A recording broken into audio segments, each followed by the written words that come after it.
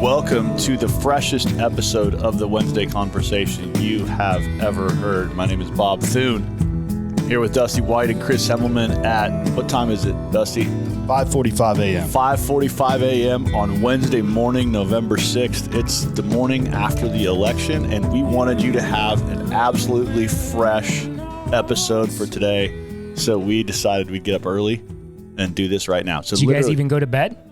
Yes, I did. Absolutely. Okay. I did. Good. You stayed up all night, Chris? No, I slept a little bit. I did have a kid get up in the middle of the night, though, and I was like, hey, this is not the night for that. So welcome to the Wednesday Conversation. On this podcast, we talk about how the gospel of Jesus Christ connects to the questions and issues of everyday life. One of the things we've all been paying a lot of attention to over the course of 2024 is both the presidential election, but also lots of local factors and initiatives. And so we wanted to give you a real fresh update and response to what happened last night. So here are the big storylines. Number one, Donald J. Trump is your next president. He's the Grover Cleveland Part 2, the only president to serve a term and then go away and then come back for a second non-consecutive term, Chris. That's like a deep cut from history. Yeah. In your local races, in Nebraska anyway, Deb Fischer and Pete Ricketts both won their Senate races. Hey, what happened? I actually didn't even pay attention to the Don Bacon and Tony Vargas. Have they called that race yet? Sorry, I should have that right in front of me. No, I didn't. All right, I'm finding out right now. When I was going to bed, Bacon was not winning. I know that. Hey, nobody wants to know. This is a lot. This is fresh. Nobody wants to know what happened when you went to bed. Nebraska Secretary of State. So I'm going to find that out, guys. What was the most surprising thing to you last night? Do we even have an answer? Yeah, you were expecting delay. Bob was looking at me like, what does that mean? Election. Yeah, I did not expect that when we came in this morning to record that the election would have been called. So I'm proud of America. We got our stuff together to be able to actually count the votes in a timely manner, at least for the most part. So I was glad to be proven wrong. I apologize, listeners, for failing you. I now have the Nebraska Secretary of State website in front of me. Don Bacon wins by about 10,000 votes. So that's actually a pretty significant. That's close. I thought that race was going to be closer than that. So Don Bacon wins. And by the way, shout out to Pastor Justin Curtis of Coromdale Church. Wins himself a seat on the Millard School Board. That was a big win. And the local, shout out to the people, not just of Coromdale, but a lot of people throughout our state who fought hard to work against the ballot initiatives that would have made abortion a lot more available. And in fact, not just a lot more available, but legal throughout all 9 months. And so that was Initiative 439, which was very barely defeated, but did get defeated in Nebraska by about 30,000 votes. And then Initiative 434, which is a constitutional amendment to restrict abortion, and that one passed by an even higher margin. So that's good news for pro-life laws in our state. Chris, your main surprise was you didn't think it'd be over by now. Yeah, I guess after last one, I just didn't know if the infrastructure was going to get any better. Yeah, and it seems like there were some states that fixed their infrastructure and some that did not. Yeah. Like there was a lot, I noticed that people were mentioning on Twitter, Florida had their votes counted in 2 hours after the election closed. And then we're still waiting on Arizona. We're still waiting on Michigan. What's up with you West Coast people out there? Let's get these. It is pretty amazing if you think about it, that we can get that done that fast. It is. It's true. There is an aspect of it that efficiency is pretty impressive. Let's talk about what you thought would happen. So I asked these guys we have a Slack channel, internal Slack channel. And I said, hey, what do you think is going to happen? Hellman said, you thought Trump would win, but you thought it wouldn't be called by the time we record. So you were kind of expecting it might take a few days, or what did you think would happen? Yeah, I figured Trump was going to win for various reasons, but like I said, because of the slowness, it was going to be kind of this, hey, it looks like he's trending to win, but not official. And then also, my skepticism of the media and the reluctance to want to actually call it. So that's what I thought, it was going to be. All the signs were there that at this point that he was going to win, but it wasn't necessarily official and finally called. By the way, in case you're wondering, the Associated Press called the presidential race at 5:37 a.m. this morning. So that's, or at least that's the article I'm reading, that maybe they have called it multiple times throughout the night. But the headline I'm reading is 5:37 a.m. The AP has declared that the race is over. So that's a big deal. Dusty, your prediction was, you said you think Trump wins, but because people don't want Kamala. It's kind of what it comes down to. Yeah, I just think Trump wins. Obviously, he does now, but I was thinking Trump wins, not landslide wins. But I think people in America are ready for a female president. I think you probably had a lot of female voters show out, but not for Kamala, because I think it's like more of the same. My prediction was, I guess I used the word landslide. I said, hey, I think Trump's going to win in a landslide. I think it's going to be pretty decisive. What I meant by landslide was simply that we would know before the night was over. I thought, this thing's going to end on election night. There were a few reasons I thought that. One was I paid a lot of attention to some unusual pundits outside the political mainstream who actually were sort of economists who were paying attention to how the markets were it's the same thing people do with interest rates where they're like, oh, the Fed's going to raise rates or the Fed's going to lower rates. There's people who can look at what the markets are doing and sort of say, here's what it looks like the trend is. And those people were saying the markets are trending in the direction of the markets are betting on a Trump win. And so I thought that was a pretty important factor. It was also pretty evident to me from the polls. I want everybody to remember this 4 years from now. Before the election, all you have is polling data. And polling data notoriously underrepresents conservative people for a very simple reason. Because if someone calls your house and says, Chris, we want to talk to you about how you're going to vote, conservatives are less likely to say, I'm going to vote for, Donald Trump or I'm going to vote for a conservative candidate than more liberal people are to say, I'm voting for, whoever the candidate is. And so polling just tends to overrepresent progressive people and underrepresent conservatives. And so when you saw all the polls were sort of a dead heat, I just assumed, well, that's good news for Trump. I mean, if the polling data shows a dead heat, it's going to always underrepresent a conservative sort of silent majority that's out there.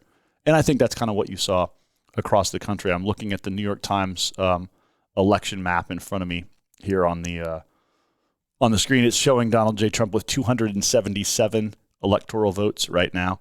The states still uncalled are Arizona, Nevada, and Michigan, and Maine. I guess for those of you guys, for those of you way up in Maine, but the important states that Trump has flipped, according to this map, are Georgia, Pennsylvania, and Wisconsin, and North Carolina, which were key battleground states that it looks like he sort of really soundly did good work in those states. And so according to right now, it looks like he's easily got the electoral votes, obviously, to be the next president. The other big news, of course, is the Senate race, which right now, 52 Republican seats. There's a lot of races that are still close and haven't been called yet, but 52-42 is what the U.S. Senate shows right now, which means the Republicans have flipped 3 seats. That's particularly big news for me and my family because there's a high possibility that my uncle will be elected as the next Senate Majority Leader. That's an internal election, so it's a silent ballot. Oh, wow.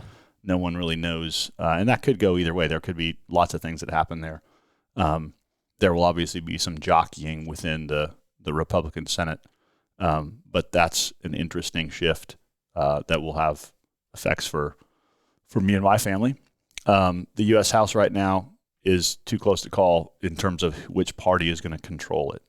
So it looks like it's 197 to 177 in favor of Republicans right now, but I think the House and Senate races will be the ones that will leak in over today and possibly over the next few days as some of those very close races get counted. So your prediction as far as the landslide, however you wanted to find it, in some ways is proving to be true because it looks like Trump has headed for the popular vote win as well, which would be the first time since Reagan that a Republican has done that.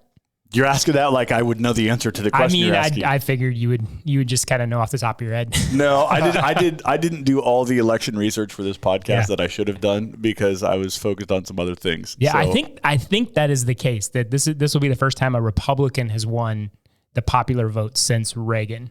Well, and the interesting thing about that is actually it would be really good news for America if the same person won the Electoral College and the popular vote, because it just helps there not to be like, it feels like for the last 6 elections, it's been like, well, that person didn't win the popular vote. And so you get all this sort of, people arguing that, we should get rid of the Electoral College or whatever. So it's actually, I think it's just good for sort of clarity when those things happen together. But yeah, that's a big deal. And of course, what you've heard throughout the sort of evening and morning is that Trump has outperformed expectations in some strange categories, specifically among Latino voters, among minority voters, among working class voters. So there's a ton of places where there's going to be interesting postmortems done, I think, by the Democratic Party to say, where did we miss here? And I'm sure, a lot of that is probably speculation right now. Maybe there'll be some data that sort of reveals that well. But what do you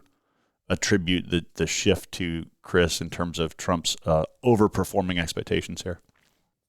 I am not a political expert, so this is take this for what it's worth. But I think, to your point, Dusty, I think people are just significantly unhappy with what the country is. I mean, and based on any metric, really, it feels like there's not a lot going well for us, kind of in the larger trends as a country now. Also, we're also compared to a lot of places in the world, we're doing okay, but there is just this malaise that has kind of been over our country the past 4 years coming out of COVID.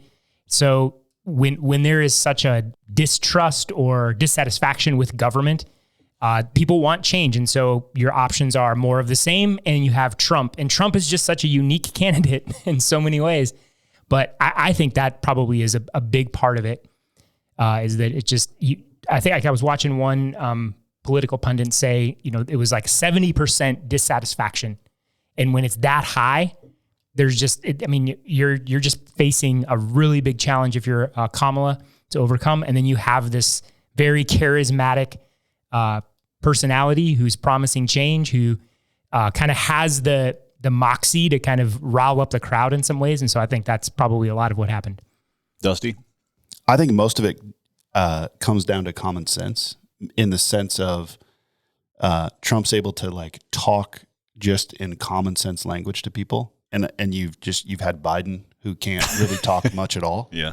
And so I don't even know if it's policy and politics as much as it just comes down to this guy seems like he knows what he's talking about, even though he talks crazy a little bit, belittles people left and right, but he does some things that are just pretty smart. He went on the Joe Rogan podcast. We talked about that a little bit. That's a 2 hour and 15-minute or something podcast where Rogan just gets him talking. But then Rogan does this thing where he brings him back to whatever question he's doing, and I'm thinking about man, if Trump were in this studio, you're going to just let him do whatever he wants, I think, but then you're going to, so Rogan does direct him. Rogan does a good, I think that's a wise move on the Trump campaign, that's a wide audience. So stuff like that just gets the common sense voter out there to be if these are my options, I want some more common sense. And he resonates with the working class voter, which is, it's incredible. I mean, he has essentially flipped a whole demographic to the Republican Party, at least in voting, that used to be the stronghold of the Democrats. And the guy is a New York City real estate broker. I mean, he's the least blue collar guy out there, and yet he can relate to that. I mean, he is a fascinating political. I mean, I personally, I don't love the dude, but he is a fascinating character in so many ways. I mean, the guy's almost 80 years old, but you would never know that. The energy he has, the way he carries himself, nothing sticks to him. And I think that's the other thing, is everyone's scratching their head. You would think that the scandals, the problems, everything that they have tried to stick him with. I mean, he's in court. They're trying to actually lock him up for various things, and yet nothing. And here he comes back stronger than ever. Now he's got the popular vote. If any guy you think wouldn't get it, and here it is. So I think there are things just about this election that just buck trends and are just unique in some ways. And again, I think it probably goes back to common sense stuff. It goes to, just people are feeling the pain of a number of things in our country. And so they'll take that over what we have. Well, what's fascinating is if you've traveled anywhere in the world, it is interesting to think about how people globally relate to Trump. because people are fascinated with him. Whether they love him or hate him, he is a larger than life figure. I remember being in Germany a few years ago, and I was sitting at this pub, and I do not speak German, and the guy sitting next to me did not speak English, and the thing he said to me was, he looked at me, was Trump. He wanted to talk about, and this was back in, I think, 2016, so it's been a few years ago. But my point is that there is sort of like an odd, I don't know, charisma, and he's a polarizing figure in America, but he's also just somebody that the world is kind of interested in, because they're like, what's the story with this guy? Let's review the sort of timeline, because this has been one of the weirdest years of modern political history. Yeah. Let's be honest. It was January 15th of 2024 that the Iowa caucuses happened. That was 10 months ago now.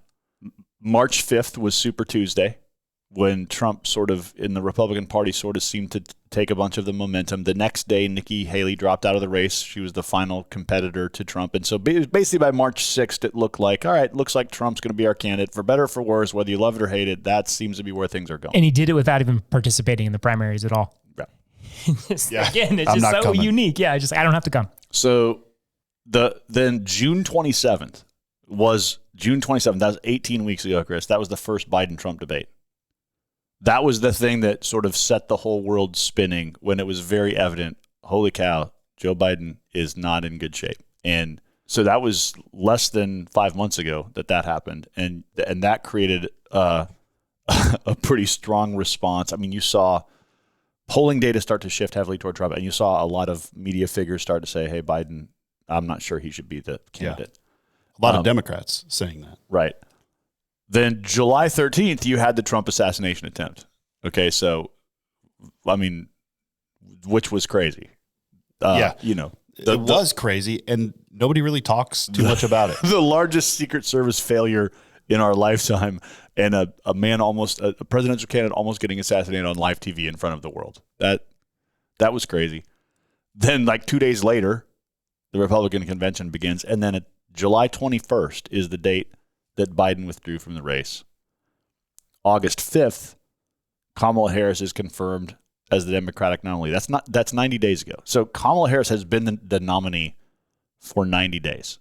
I think that actually is part of the story here, because what nobody is really talking about, the news today is all Biden, Kamala, but not a whole lot of people are talking about the woman had 90 days to try to run for president. Yeah. And I don't think she was a stellar candidate to begin with. No. But she certainly was starting from a pretty significant deficit, because, things looked real bleak. If you were a Democrat voter and Biden was your guy, in July, everybody's like, well, this race is over. I mean, you had people saying basically like election's over. And so it was clear that Biden's hand got forced just by the nature of reality. But Kamala Harris has only been the candidate for the last 90 days. And I think, I try to pay attention to, I listen to what are my kids saying?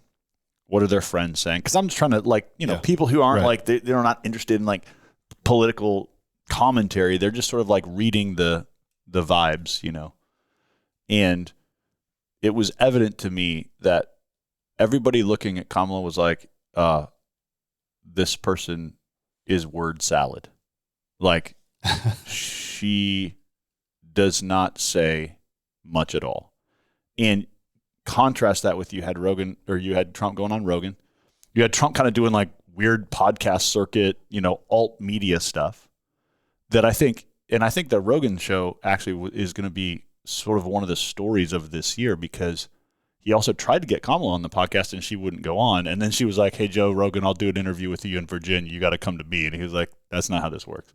So you had Trump sort of playing to what you might call new media, and you had Kamala basically just trying to not do public appearance, almost as though she was trying to sort of only be in environments where she could answer in a very sort of scripted way. And that was part of the knock against her, is just you can't get her unscripted. You can't get her to just have a conversation about, hey, so tell me what would you do about this or that? Everything was sort of talking points and very tight. And I think, so for whatever, I think she was at a disadvantage because of the length of time she was in the race. But also I just think people did not find her to be a compelling candidate. Now, I'm not sure anyone finds Trump a compelling candidate, but obviously they find him something, whether it's compelling or whether it's just intriguing. Well, when she was chosen, I remember saying this to Mindy, like it's either they're being very cynical and realize they can't win, or they have such confidence that Trump is not a viable candidate a second time because of all the problems that they could basically run whoever. Because she did not make sense as a candidate. Because when she ran in the primaries, I mean, she got smoked. I mean, she wasn't even no momentum, no interest. So at the national level, you put somebody in a position that has really no genuine enthusiasm behind. I mean, people got behind her because it was like, if we don't get behind her, then Trump's going to be president.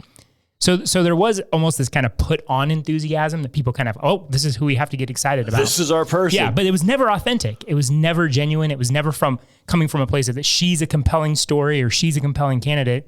And so that too, I think, played into this. I mean, and if you think, what if the candidate wasn't Trump? What if it was, DeSantis or somebody else?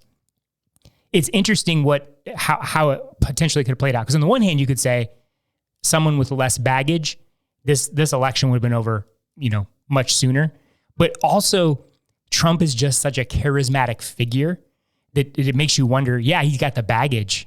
But if a candidate with less baggage but less charisma could have done the same thing. So, it's kind of interesting to speculate. But to your point, Bob, okay, she just was not a strong candidate. Let's talk about another interesting political calculation here that I think factors into, and I'm interested to hear you guys' thoughts on it. So Harris had the opportunity to pick as her running mate the governor of Pennsylvania, Josh Shapiro, who is Jewish and who is the governor, very popular governor of a swing state that she had to win this election.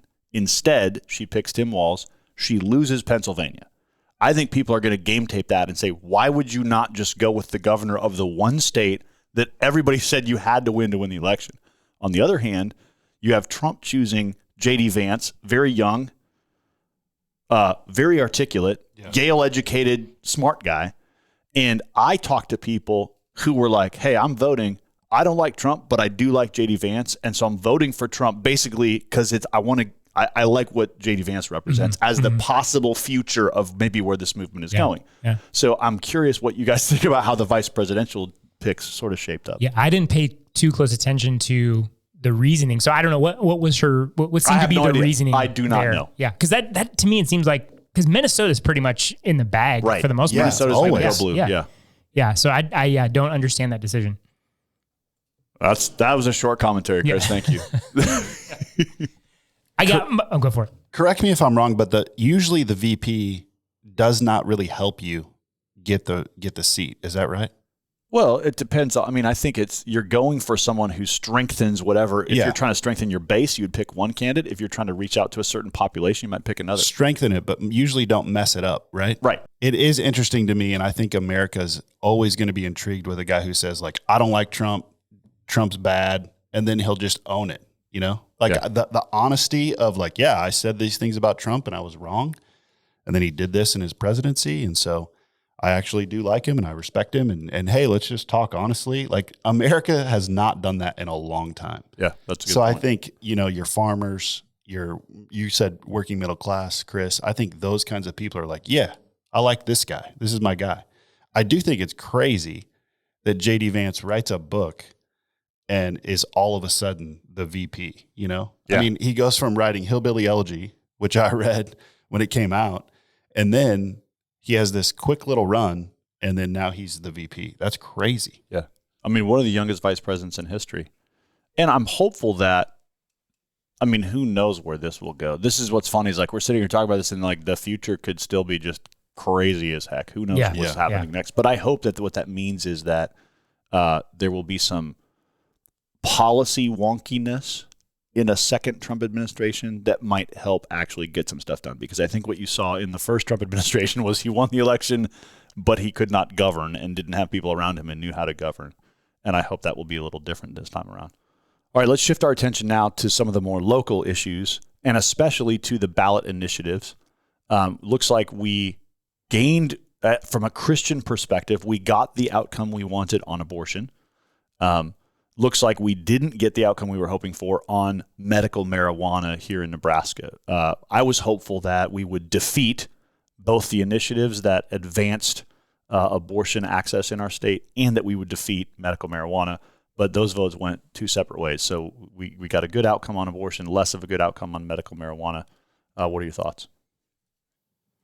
Well, I'll say this. My thoughts on, Initiative 434, 439, the percentage of for and against are just so tight that it's still pretty heartbreaking, And I remember last night before I went to bed, just like we're sitting in the living room and we're watching everything on, election stuff, all the election anxiety on your TV. And then when that hit, the initiative towards 434 was still behind. Yeah. And I said to my wife, man, I'm more concerned about that than anything. Yeah. And my gut just sank. So I'm grateful. Let me read the data just so we can have hard data. On Initiative Measure 434, Nebraska's Secretary of State website, all precincts and counties reporting. Votes for this initiative, 496,586. Votes against, 401,072. So, Dusty, there's almost a 95,000 vote spread there for 434, which was to enshrine in the state constitution an amendment that says abortion is illegal after 12 weeks. So that's a win. 439 was the measure that was trying to do the opposite, to enshrine in the state constitution an unfettered right to abortion at any time for any reason. That one ended up against 462,000 to 436,000. So that one was defeated by only about 30,000 votes out of 900,000 cast. So that one was definitely a lot closer. And to your point, it shows that our state's still pretty divided, but I think it's interesting because I was involved with a lot of the people who were advocating for this and who helped to write the language of the 434 measure. And their concern was these measures have been going the wrong direction in like 6 different states over the past year. There had been 6 states that tried to pass greater abortion restrictions and that have been defeated. It looks like last night the momentum shifted because I know Florida's abortion deal was defeated as well as Nebraska's. And so I think though it is split and close, it seems like this is maybe a good trend for the pro-life movement. Yeah, it's so interesting since Roe v. Wade was overturned to see this play out at the state level. And you see the cultural aspect of this. And in a place like Nebraska that is like deep red when it comes to at least presidential elections. And I mean, once in a while we've gotten Democratic senators, but it's a battleground issue in states. So you just see that the cultural dynamic playing out here, and it is encouraging. But I also, have you guys had conversations with like those in the pro-life movement that are considered like abolitionists where this isn't strong enough? Yeah. Had a conversation with a guy in our church who, when I, made a comment last Sunday about voting for 434, he's like, I'm with you on voting against 439. He's like, but I don't know about 434. I don't feel like strong enough. And I said, I understand. And I made that comment when I made it. It's like, it's not perfect legislation, but it allows us to build better policy. It sort of puts the stop so we can build better policy. So there's a pragmatic nature to it because I don't love the language. I don't think it's a perfect bill. I don't love all the language. But it is the kind of movement that you want to see that allows you to build better policy. Well, to that point, Chris, I think there's an interesting learning for political strategy there because I have some good friends who are like sort of hardcore abolitionists. In other words, and I had text messages a month ago from people saying, hey, don't tell your people to vote for 434. And their point was, because 434 enshrines a right to abortion until 12 weeks. So they're saying, yeah, it's a pro-life bill, but what you're saying is in the first 12 weeks, we're not going to do anything. It's only after 12 weeks that we're going to restrict it. And their point was, why would we not just say it's illegal at all times? And so their mindset here is it's similar to slavery, right? If we're dealing with a true moral evil, you don't want to be the guy that in history was like, yeah, we said slavery was kind of okay. They're like, you want to outlaw it. It's an evil. So I appreciate the philosophy thinking behind that. Yeah. But my pushback was hey, in a state where, as Dusty said, the vote is split almost exactly in half, it seems like a wise pragmatic strategy is to take whatever gains we can get, put them in the bank, and then continue to do the work in terms of swaying public opinion, because it is very clear in Nebraska that an abolitionist amendment isn't going to go anywhere, because they had that working forward at the petition level, and it didn't go forward this year. And so there is the political will to get something done, and I was of the opinion it's good to get something done and take our gains one step at a time, because that's just how politics works.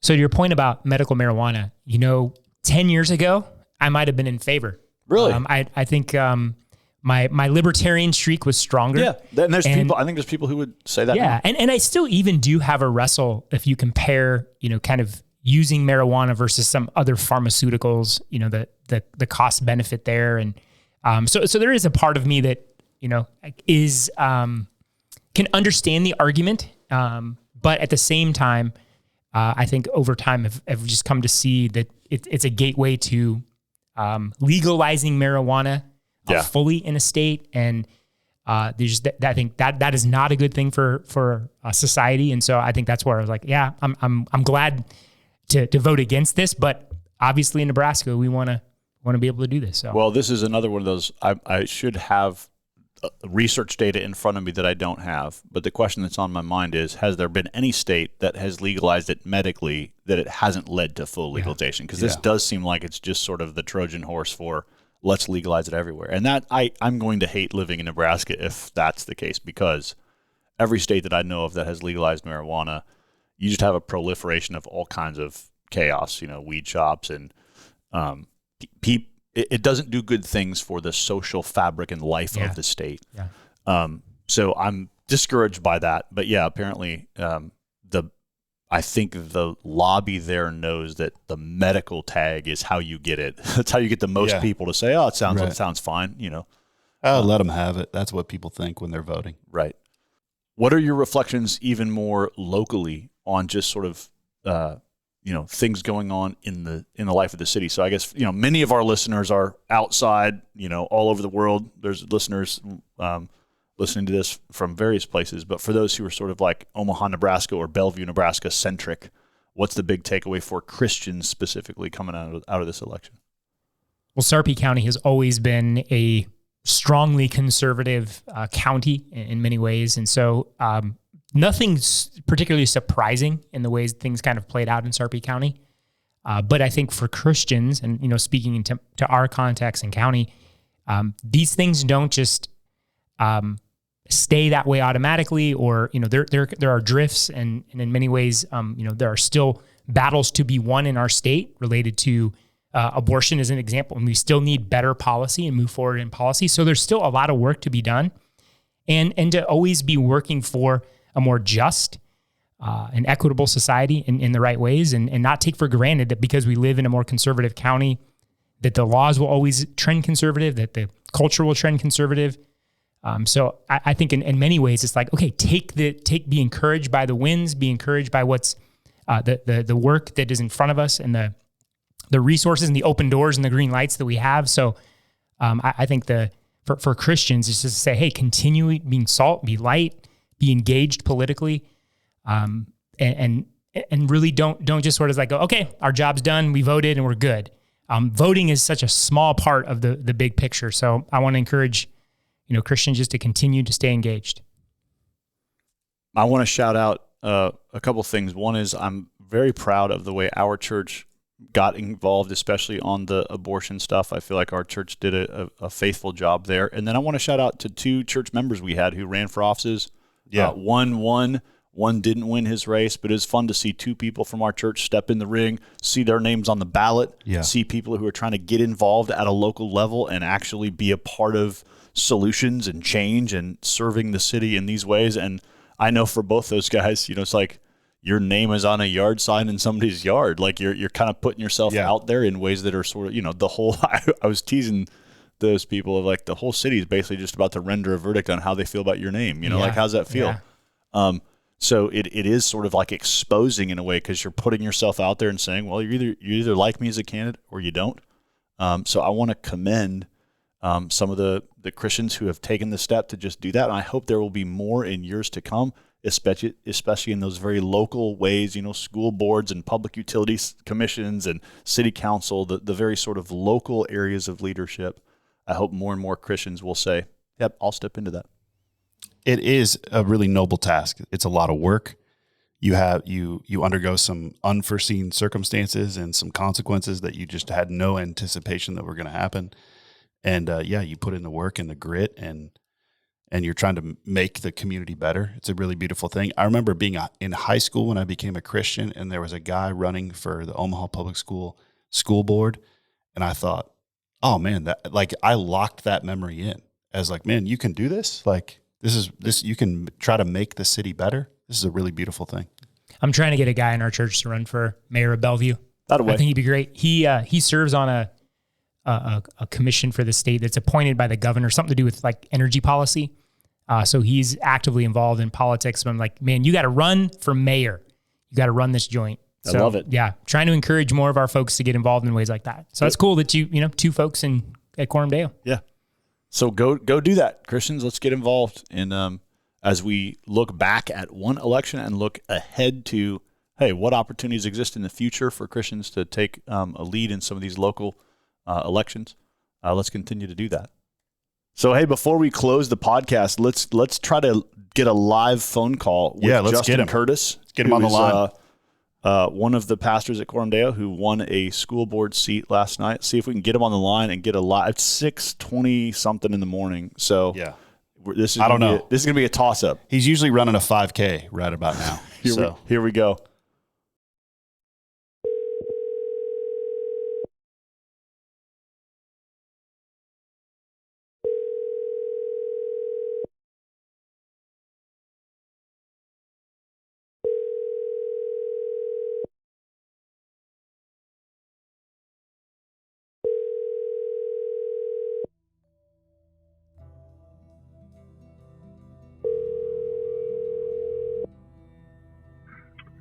Hello, this is Justin. I cannot get to my phone right now. If you leave your name, your number, and a message, I'll get back to you as soon as I can. Well, hey, we tried. I'm sorry, listeners. You're not going to get a live update from Pastor Justin Curtis. But yeah, he was up late, and congrats to him on being one of those local winners. All right, you're going to hear much more, I'm sure, in days and weeks to come. But we thank you for listening in and letting us just do.